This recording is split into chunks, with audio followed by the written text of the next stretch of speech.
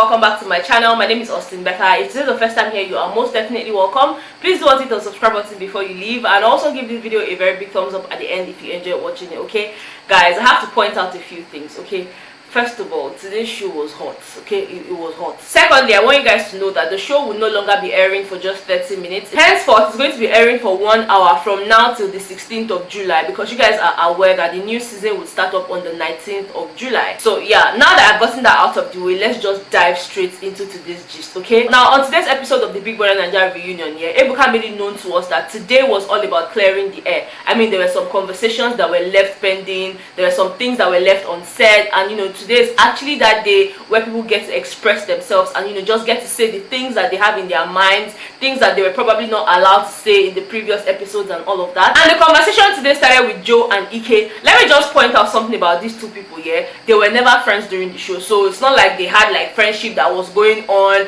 and something happened and then they now fell apart. No, they were never friends. For me, I felt like Joe was just another kind of Ekey, because he came into the house, he really wanted to play the game. He made from the onset that he was there to frustrate people and that he was there to poke people, and that was exactly what he did. Now, according to Ekey, during the show, he said he did not like Joe at all. In fact, that Joe really irritated him, and the fact is that he has not been able to let go of everything Joe did to him during the show. And man, I'm like, what exactly did Joe do? Now, if I'm taking my mind back to the game, the only thing I can point out, the only thing I can say, oh, this is the thing Joe did to Ekey, was the fact that he got close to Mercy. And you guys know how Ekey can be with Mercy. Like, he doesn't want anybody near her, doesn't really want anybody being in her personal space and all of that, and he just did not like the friendship that Joe was trying to build with Mercy. According to Joe, the only reason Ekey is upset with him, or the only thing he knows he did to Ekey that might have gotten to him, was getting close to Mercy, which was the same thing I thought to myself too, because again, there was really no time Joe and Ekey like sat down and had to gist and all of that.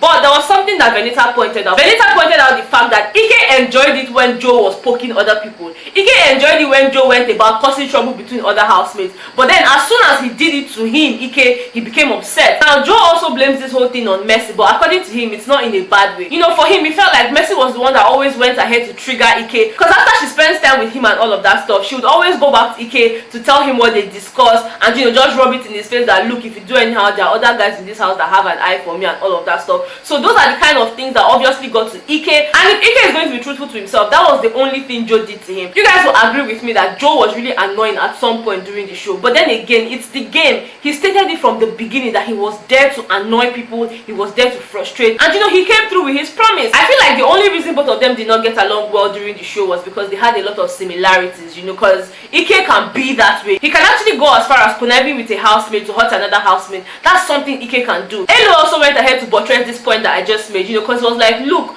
Ekey, you are like that, you like to play the game, and that's exactly what Joe came to do. So you saying that he irritated you, you saying that you did not like that fact, is just really strange, because again, you guys are the same but in a different way, so there's really no difference between you and Joe. Anyways, in a nutshell, Joe mentioned that he can understand why Ekey was all up in his feelings, because Mercy was involved, but that truth be told, he has no issues with Ekey, except Ekey has other things that he's bearing in his heart and doesn't want to spill it out. But other than that, he's cool, he has no issues. And for Ekey, he actually thought Joe had an issue with him. From what he said today, he felt like Joe had an issue with him, but he didn't want to be the first person to go and meet Joe to say, okay guy, what's up, what's the problem, let's try and solve things, let's try and talk things out. And another factor that actually added to the whole them not talking is the fact that they don't stay in the same place, so there's been no concrete reason for them to actually meet and talk and all of that stuff. But now that they've had time to just air things out, since we're clearing the air today, they were able to solve things and they gave themselves the leg shake, because of course Uncle Rona is still in town. Now, it was at this point that we delved into the main cocoa of today's episode, Seyi and Tacha.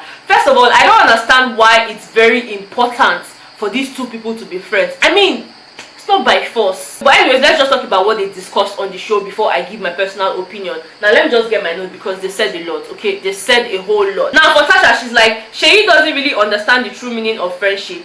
I'm not perfect, but when it comes to friendship, you should look at the positive. For her, she's actually admitting that she wasn't perfect. She's actually admitting that she had her flaws. But she also feels like if you're friends with somebody, then it's your duty to kind of highlight the positive side of that person and not necessarily the person's negative side. And the reason she said this was because she didn't really understand why Seyi, who she considered to be her friend, would call her puta, a prostitute. And Seyi is there trying to defend himself, trying to say, oh no, puta does not actually mean prostitute, it actually means a female dog. Uncle, we're not asking you to defend yourself. Like, We've moved past that. We're clearing the air. If you're going to apologize, apologize. Like, I don't understand. Seyi is so full of himself. The guy was just annoying me tonight. I'm not even going to lie. Anyways, let me just read out what they said, because if I begin to express myself, I'm just going to get upset and go off point and say the things that did not even happen on the show, because I'll just try and put my own agenda. But let's just stick to what they said, okay? Anyway, Tacha went on to explain how she has had to fend for herself and her family. In her words, I've had to fend for myself and my family. And by fending for my family, I do not mean financially. I mean emotionally.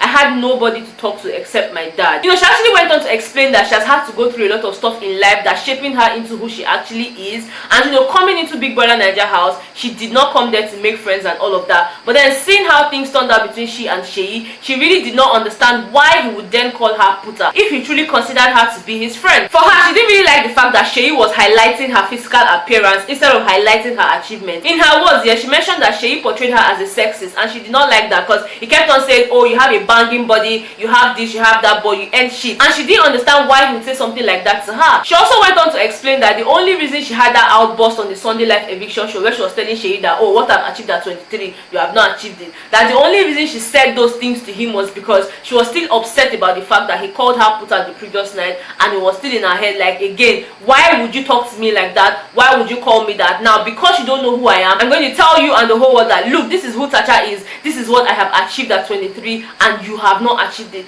That was the only reason she had that outburst, because again, she was really hurt by him calling her puta, and she kept on repeating that, like, why would you call me puta? Why would you call me a prostitute? Why would you do this? So I feel like that word actually got to her, and it was really irritating for me to see Seyi's reaction. I mean, the guy is so arrogant. Throughout the show, he had this egoistic behavior that just irritated me, and I'm like, yo, who the hell is this guy? Can you guys believe that Seyi was still trying to defend himself? He was like, Tacha, why are you upset about being called puta when what you do is try to own the throne of being a bad B? Oh, I don't want to mention the full word B, but then you guys understand what I'm saying. You constantly try to portray yourself as the bad B, so you shouldn't have a problem with the word puta. Who the hell is you? And Tacha is like, the hell that you can never be. I'm like, can these people just let this thing be? Like, let me just tell you guys here, they dragged and dragged and dragged, and Ebuka was like, Seyi, are you not going to apologize to her?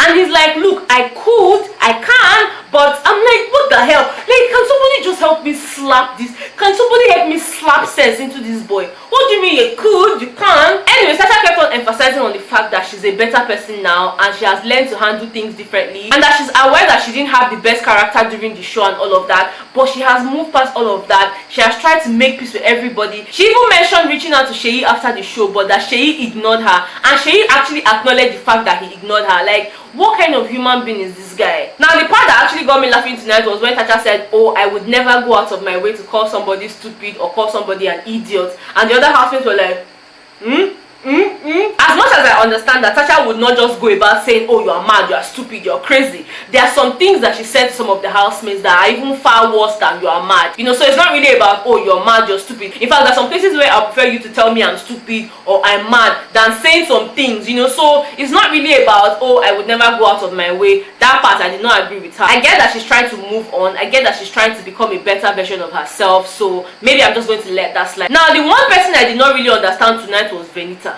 I did not understand if she really wanted Seyi and Tacha to settle, or if she was stylishly pouring fuel into the whole matter. I know that she kept on hammering on the fact that, oh, I defended Tacha a lot during the show and all of that, but can we just see you defend her outside of the show? Because this your whole I defended her during the show is becoming really boring and just really annoying. Because they were trying to settle issue, and she even stood up to demonstrate. Oh no, you were like this, Tacha, you kept on going. I'm like, Bbnaija, rest. Okay, rest. Nobody needs you to demonstrate it. We know you're an actress, you don't have to demonstrate. We understood what happened during the show. And like Tacha kept on hammering tonight, I don't know if she wasn't listening. She kept on saying, I'm trying to be a better person, I'm trying to move past all of these things. I don't know, Bbnaija's ear was obviously somewhere, so let me just leave it like that. Her ear was somewhere else. Okay, so yeah, no need. And can I just say that I really have a lot of respect for Sadi. Like, Sadi is just one sweet guy. Like, the guy is just really mature. He's someone who sits down, dissects issues, and tells you the way it is. He's not someone to take your sides and all because, oh, we're friends. He really doesn't care whose ox is God. But Sadi, yeah, he actually feels like the only reason Seyi and Tacha would keep dragging this issue up and down is because they genuinely care about one another, and that's just their ego that is getting in the way. And I completely agree with that, guys. I've mentioned this on this channel before. Seyi actually cares about Tacha, and Tacha also cares about Seyi, but then they're just too proud. They are too proud. Inside these words, he said, you both are not talking to have understanding. You are talking to be loud. The only way somebody can hurt me is if I actually care, and I feel like that's the problem between the both of you. Your pride keeps stopping the both of you from doing the needful. Seyi and Tacha are egoistic, and I'm like, yes sir, you just said my mind. Like, yes, that's the problem. That is the problem. Sadi even went on to give us an example of the issue he had with Elo. He said he actually messed up, when he went for an interview, because he had seen a particular post about Elo and all of that stuff. He went into the interview and said a lot of trash about Elo. But then in that moment, he realized that he had done something wrong, and he tried to reach out to Elo's owner to apologize. And then because I was like, Elo, have you guys sorted it out? And they're like, oh yeah, we did that in private. So that's the thing. Now let me bust your bubble with Seyi's response to what Sadi had said. He was like, oh look, we've dragged this matter for way too long. I feel like this matter is becoming too long, and I'm going to do what people expect of me. I'm going to apologize. I'm like, no bro, you don't apologize because people expect you to apologize. You should apologize because you actually mean it. And that's exactly what Tacha said. Tacha was like, there's no point apologizing to me if you don't see anything wrong in what you've done. So if that's the basis of your apology, then there's really no point. According to her, life shouldn't be about pride or ego. And then Ebuka was like, okay, speaking about ego, do you think that your ego is playing in this whole matter? You and Seyi, do you think that your ego is playing? And Tacha was like, for me, I don't think my ego is playing, because again, if I wanted to be egoistic about the whole thing, I would not say, oh, let's talk about it. And even when they start talking about it, I would not contribute. I actually want things to work. I actually want us to make amends. That's actually why I'm talking about it. And Seyi was like, well, I feel like my own ego is in play. Yes, your ego is in play. It is always in play. And just when I thought I'd heard it all from Seyi and Tacha, Joe was like, oh, he had something to say. In his words, I think their friendship was just beneficial. I think they didn't really care for themselves as much as people thought. In my mind, I'm like, I beg, go and sleep.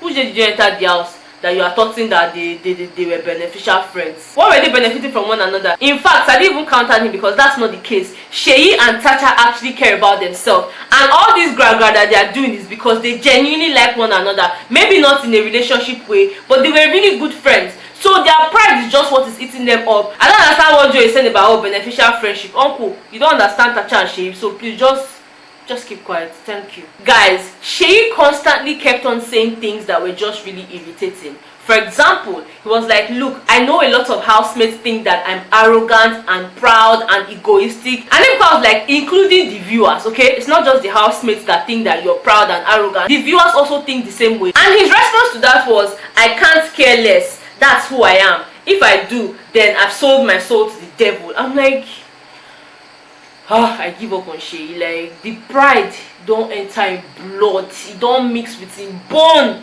So there's really nothing anybody else would say to him now that would make sense. So let's just leave him with his pride and ego and arrogance. Let him go and shove it up somewhere. I'm not interested. And it was actually funny to me when he mentioned, oh, I sent Tacha a DM on her birthday. I was like, oh, where's the party at? And she did not respond. Maybe she's going to claim now that her management deleted the DM. Maybe she's going to say this now. But then she did not respond to me. And then the next day I actually saw that she had a party with some of the other housemates. Not like I'm upset that they did not invite me for a party, but then if you consider me to be your friend, then you should have actually invited me there so that we can prove our fans wrong that look, we're actually cool.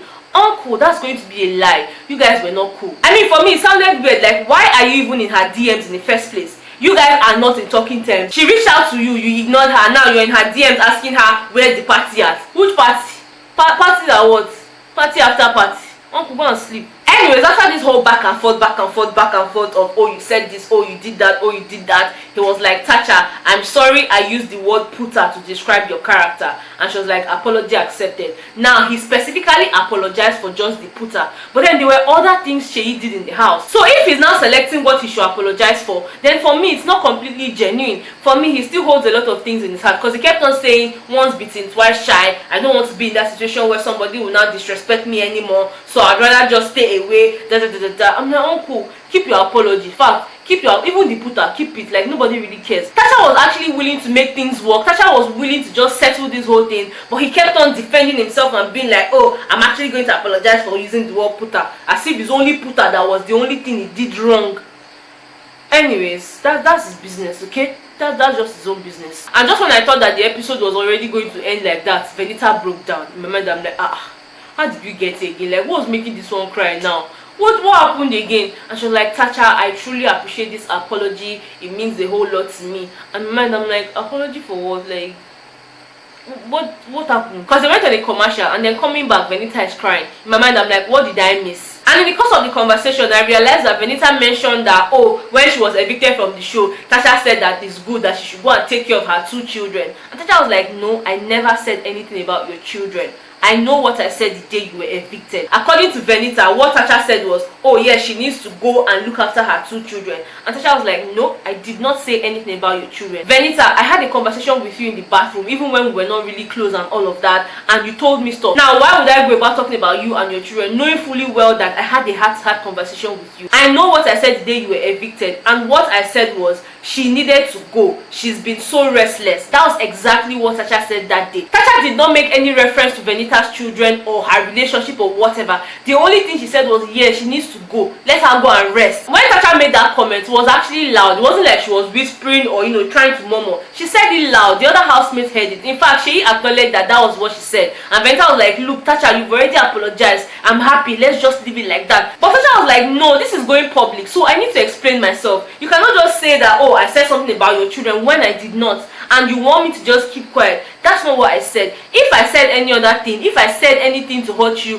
or if I did anything to hurt you, I did not do it deliberately. But saying that I mentioned your children, I did not. Tacha stood on her ground, and I'm sure that Bbnaija realized that she did not say that thing, but she just wanted to accept the apology and just move on. No, you don't do that, because now people start seeing Tacha as someone who talks down on single mothers, someone who does not respect motherhood. So she really needed to clear the air, and I like the fact that she wasn't quiet about it. Personally, I don't understand why Bbnaija would bring something like that up, because she wasn't even sure.